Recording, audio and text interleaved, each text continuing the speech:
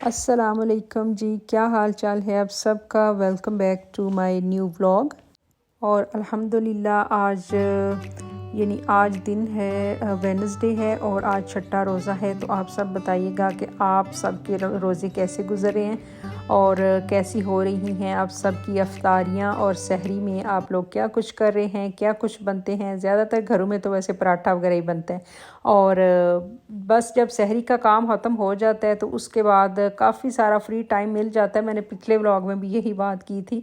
तो मैंने सोचा कि आजकल थोड़ा सा वेदर जब चेंज हो रहा है, थोड़ी धूप निकलती है, तो घर में जैसे मैं हर वक्त बंद शूज़ पहनती थी, तो अब दिल मेरा तंग हो गया उन शूज़ से, कुछ देख देख के। और कुछ अभी पाँव को भी गर्मी लगना शुरू हो गई, तो मैंने सोचा कि कुछ समर के शूज़ निकालती हूँ और वो अपनी जो शू कबर्ड है उसमें सेट कर लेती हूँ। तो आज मेरा वही काम हो रहा था। यहाँ पे कुछ मैंने अपने कोट शूज़ वगैरह निकाले जो मैंने इस विंटर में भी, मेरा ख्याल है, एक दफ़ा भी नहीं पहने। बस जब पसंद आ जाती है चीज़ हम लोग ले के रख देते हैं, और इतना जाना आना तो होता ही नहीं है कहीं, क्योंकि मेरी अपनी जो सारी फैमिली है वो पाकिस्तान में है ही नहीं।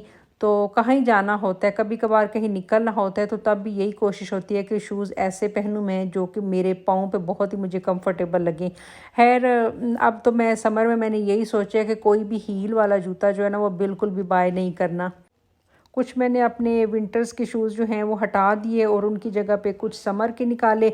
और समर के भी मैंने सारे नहीं निकाले, कुछ कुछ निकाले और कुछ अभी विंटर के मिक्स ही रहने दिए, क्योंकि अभी मिक्स मौसम है। तो मे भी किसी टाइम ज़रूरत पड़ जाए हमें इस तरह के शूज़ पहनने की, विंटर वाले, और किसी टाइम अगर मूड हो या दिन के टाइम कहीं बाहर निकलना हो तो फिर समर वाले शूज़ और ये चप्पल समर वाली ये काफ़ी अच्छी लगती हैं। और फिर इसके बाद मैंने अब तैयारी स्टार्ट कर दी है। रमज़ान है तो फिर ज़ाहिर है इसके बाद ईद आ रही है। तो रमज़ान ऐसा महीना है कि हम लोग इसकी खुशी में, फिर ईद की खुशी में एक दूसरे को तोहफ़े तोहफ़ देते हैं। तो यहाँ पर मैंने कुछ चीज़ें कुछ ले के रखी थी, कुछ एक दो दिन में पहले लेके आई थी। टिसोरो से मैंने एक सेट लिया था और ये मैंने देना था अपने बच्चों की, एक टीचर हैं उनके लिए मैंने ये बाय किया बहुत ही प्यार से। और वैसे मैंने ये दिखाना तो नहीं था, लेकिन मैंने सोचा कि अभी दूसरी चीज़ें सामने आ गई हैं तो ये ना भी दिखाया तो फिर भी आप लोग कहते हैं कि ये दिखाया नहीं आपने, तो इसीलिए फिर अभी मैंने ये शो कर दिया। मुझे पता नहीं कि वो अगर व्लॉग देखेंगी तो वो भी देख लेंगी। खैर, अभी मैंने नेम वगैरह मेंशन नहीं किया कि ये किसकी तरफ जाना है गिफ्ट। तो ये कुछ छोटी मोटी चीज़ें मैं लेके आई थी गिफ्ट्स के लिए। मैंने सोचा कि अभी से थोड़ी थोड़ी तैयारी स्टार्ट करें, एकदम फिर समझ नहीं आती कि कौन सा गिफ्ट लें या क्या लेके आएँ। फिर मेरे पास एक मेकअप वाला मैंने मिरर रखा होता है अपने ड्रेसिंग टेबल के ऊपर। अक्सर कभी मैं बैठ के जब मेकअप करूँ तो फिर मैं ये सामने रख लेती हूँ। और इसके टच सिस्टम है, इसको मैंने पहले भी आई थिंक दिखाया था, इसमें मैंने सेल वगैरह डाले। तो इसको फिर आज मैंने अपने ड्रॉ मेकअप वाले में रख दिया था कि अब नेक्स्ट टाइम जब भी इसको यूज़ करना होगा तो साथ ही काफ़ी इजी हो जाता है, इससे काफ़ी हेल्प मिल जाती है और ज़्यादा लाइट है इसमें। और यहाँ मेकअप के ड्रॉ में सामने ही मैंने अपनी चीज़ों के रख दिया, ताकि नेक्स्ट टाइम जब भी चीज़ें मैंने यूज़ करनी होंगी तो ये सामने पड़ा होगा, तो फिर मेरे लिए इजी हो जाएगा इसको निकालना भी और यूज़ करना भी। उसके बाद अभी ये सुबह मॉर्निंग का ही टाइम था तो मैंने रखे हुए थे रात से भिगो के वाइट चने। ये सोचा था कि बॉयल करके रख देती हूँ। मैं वैसे पहले भी बॉयल करके रख देती हूँ, अक्सर कभी चना चाट वगैरह बनानी हो या कोई राइस वगैरह में डालने हों।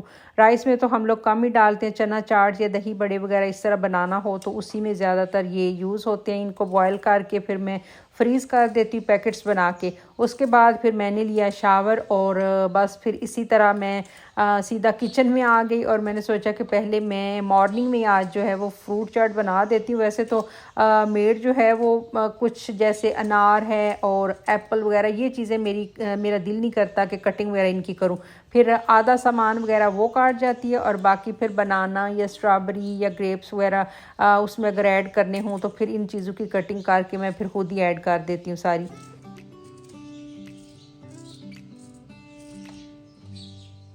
और आप भी बताएं कि आप लोग फ्रूट चाट किस तरह से बनाते हैं। बहुत सारे लोग ऐसे हैं जो क्रीम वाली फ्रूट चाट बनाते हैं और हमारे घर में वैसे क्रीम वाली चाट नहीं बनती, मुझे ऐसे लगता है कि वो बहुत ज़्यादा हैवी होती है, तो इसलिए मैं जस्ट फ्रूट्स की कटिंग करती हूँ और उसके अंदर हल्का सा चाट मसाला और फिर अगर मूड हो तो शुगर थोड़ी सी ग्राइंड करके वो 1 स्पून और एंड पे फिर लेमन, या वैसे आजकल ऑरेंजेस भी हैं, वो भी अगर दिल हो, अगर मूड हो बच्चों का तो फिर वो इसमें ऐड कर देती हूँ। वैसे ज़्यादातर मैं इसमें हल्का सा चाट मसाला और थोड़ी सी शुगर ऐड करती हूँ, बस इतना ही इनफ होता है।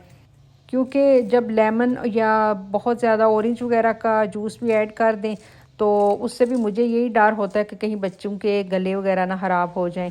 और वैसे एक दो व्लॉग में मैंने एक दो बहनों को देखा भी था, तो वो टैंग का जो है मिक्सचर पाउडर, यानी वो एक हाफ कप में टैंग मिक्स करके तो वो भी इसमें फ्रूट चाट में ऐड कर देते हैं। वो भी मैंने 2-3 बार ट्राई किया, अच्छी रेसिपी उससे भी बन जाती है, काफ़ी अच्छा टेस्ट हो जाता है फ्रूट चाट का। बाकी आप सब ने भी आज शेयर करना है कि आप लोग किस तरह की फ्रूट चाट बनाते हैं, इसी तरह ड्राई वाली यानी क्रीम के बगैर या क्रीम वाली ज़्यादातर बनाते हैं। और अगर बच्चे इस तरह के हों मूड वाले, यानी जो ज़्यादा फ्रूट खुश होकर नहीं खाते, तो फिर बच्चे फ्रूट चाट की शक्ल में ये चीज़ खा लेते हैं, तो इसलिए आई थिंक ये भी बेटर आइडिया होता है रमज़ान में कि बच्चे किसी तरीके से फ्रूट्स वगैरह भी खा लें। बस यहाँ पर चने वगैरह बॉयल हो गए थे, तो मैंने बास्केट में ये ड्रेन होने के लिए रखे कि ये जब तक ठंडे नहीं होते फिर इनके पैकेट में, जब ठंडे हो जाएँ तो फिर इनके पैक्स वगैरह बना के तो मैं फ्रीज़ कर देती हूँ।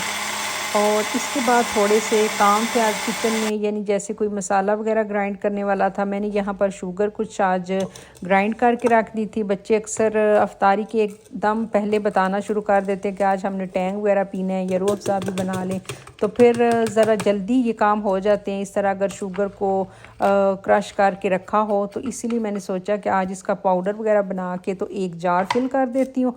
तो यहाँ पर मैंने वही काम स्टार्ट किया हुआ था। वैसे काफ़ी मुश्किल काम लगते हैं मुझे, लेकिन आज मैंने काफ़ी दिन से मैं सोच रही थी कि करती हूँ, लेकिन बस ऐसे ही सुस्ती सी हो गई थी।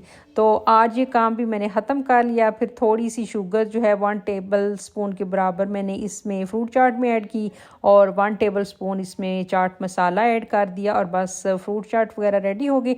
आज मेरा मूड था कि मैं सुबह सुबह ही काम ख़त्म कर लूँ। आज खाना वगैरह वैसे जैसे कोई सालन या राइस वगैरह वो मैंने कोई नहीं बनाए थे। बच्चे अफ्तारी के बाद इस तरह की चीज़ खाते नहीं है, जस्ट यही होता है कि फ्रूट चाट खा ली बच्चों ने, या पकोड़े होते हैं या चिकन रोल या फिर समोसा वगैरह, इस तरह की चीज़ें ज़्यादातर खाते हैं बच्चों को। तो बस पता नहीं यही फ्राइड चीज़ें खा के तो बाद में फिर रोटी की या इस तरह की ज़्यादा हैवी चीज़ की उनको भूख ही नहीं रहती।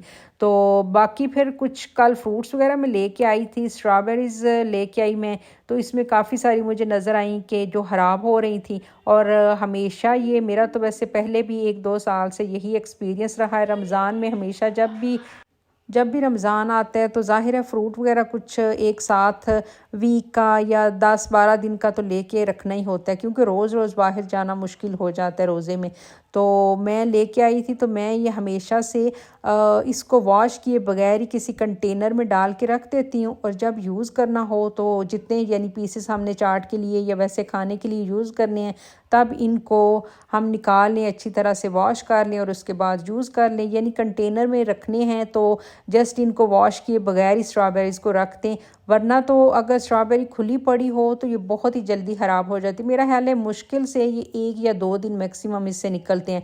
इसलिए इस जार के अंदर तो मेरा अपना एक्सपीरियंस है, इसलिए मैंने सोचा कि आप सबके साथ भी ये शेयर करती हूँ। तो इससे ये है कि कम से कम 5 से 6 दिन ये बिल्कुल भी ख़राब नहीं होती। तो आप सब भी अगर चाहें तो इस तरह से ट्राई कर सकते हैं। मैं काफ़ी टाइम से ट्राई कर रही हूँ, आप भी ट्राई कीजिएगा, ये बिल्कुल भी ख़राब नहीं होगी। साथ ही साथ फिर मैंने अपनी फ्रिज की थोड़ी बहुत क्लीनिंग वगैरह कर ली थी, पकोड़े का सामान वगैरह बना के रखा हुआ था, तो वो भी ज़रा चेक कर रही थी मैं। तकरीबन 2 से ढाई बजे के करीब ये सारी चीज़ें फ्रिज से निकाल के बाहर रख देती हूँ ताकि इनका टेम्परेचर थोड़ा नॉर्मल हो जाए और जब फ्राई करनी हो फिर उस टाइम पे फ्राई के लिए भी ज़रा इजी हो जाता है। और फिर केचप के ये मैंने जो रखे होती हैं बॉटल्स वगैरह, वैसे तो मैं ग्रॉसरी में पैकेट्स वगैरह लेके आती हूँ, लेकिन फिर कुछ कुछ टाइम से बॉटल्स भी लेके आ रही थी, तो वो बॉटल्स जब अब ख़त्म होती हैं तो मैं उनको फिल कर देती हूँ, इसी पैकेट को खाली कर देती हूँ और इसको फिर डिस्कार्ड कर देते हैं। ये बॉटल वैसे ज़रा इजी लगती है मुझे, और टेबल पे जो पैकेट होता है जब वो रखें तो वो कभी गिर जाता है, कभी सीधा पड़ा होता है, इसलिए मुझे फिर ये बॉटल ज़रा ईजी लगती हैं। वैसे मैंने पिछले अपने एक व्लॉग में जो अपनी रेसिपी शेयर की थी आप सबके साथ, खजूर और इमली की चटनी वाली, जब से वो मैंने बनाई तो उसके बाद हमारे घर में केचप वाली चटनी, सॉरी केचप और जो योगर्ट सॉस होती है वो बहुत ही कम यूज़ हो रही है।